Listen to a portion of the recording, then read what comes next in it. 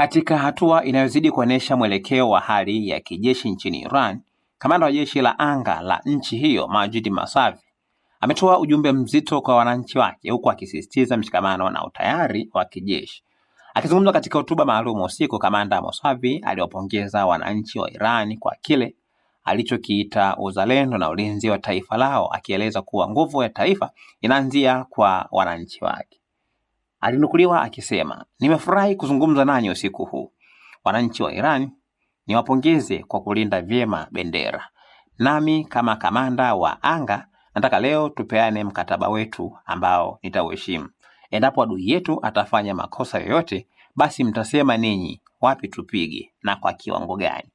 Kazi yetu ni kutekeleza."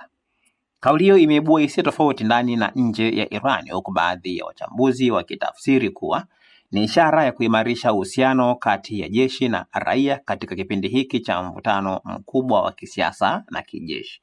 Aidha, kauli hiyo inaonekana kuhamasisha ushiriki wa wananchi katika maamuzi ya kiulinzi, jambo ambalo si la kawaida katika mifumo mingi ya kijeshi duniani.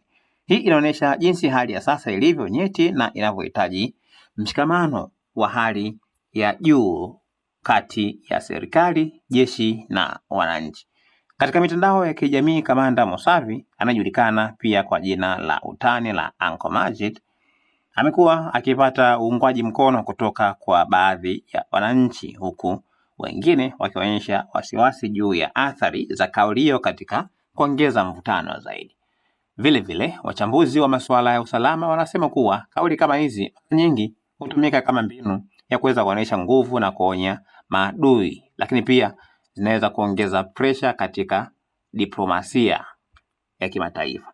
Hali inaendelea kufuatiliwa kwa karibu, huku dunia ikitazama kwa tahadhari mwenendo wa matukio yanayoendelea katika eneo hilo. Usiache kusubscribe channel yetu ya YouTube ambayo inasomeka Dodoma TV.